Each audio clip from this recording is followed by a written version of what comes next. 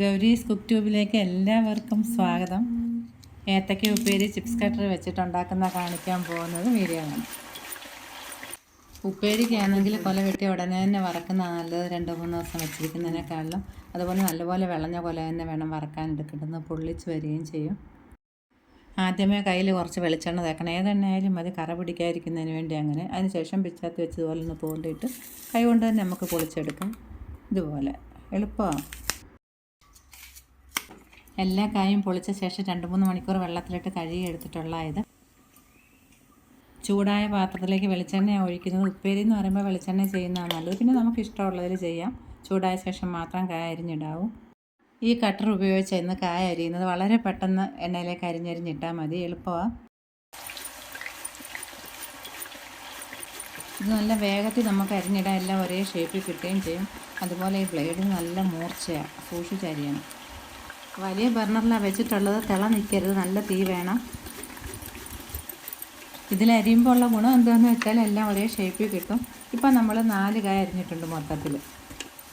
ഇട്ട് ഉടനെ നമ്മൾ ഇളക്കരുത്, ഒരു 5 മിനിറ്റ് കഴിഞ്ഞിട്ട്.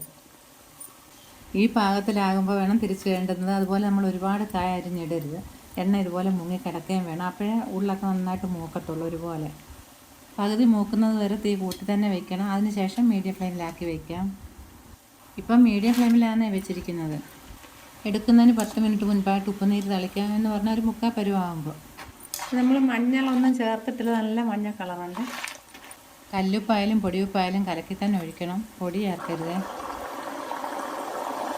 വെള്ളം ഉള്ളത് കൊണ്ട് ശബ്ദം കേൾക്കുന്നത്. കുറച്ച് കഴിയുമ്പോൾ അതങ്ങ് നിന്നോളും.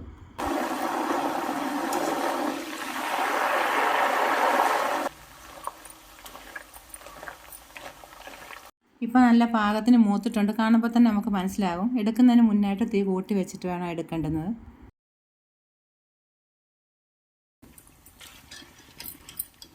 വറുത്ത് കോരുമ്പോൾ ഈ പാകമായിരിക്കണം, ഇരുന്നും കുറച്ച് മൂക്കും.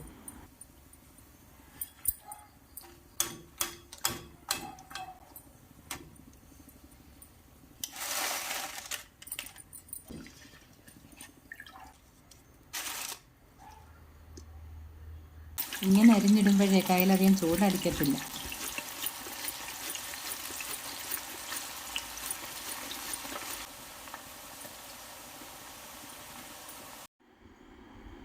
എല്ലാ ഉപ്പേരി ഏകദേശം ഒരേ കനത്തിലാണ് കിട്ടിയിട്ടുള്ളത്.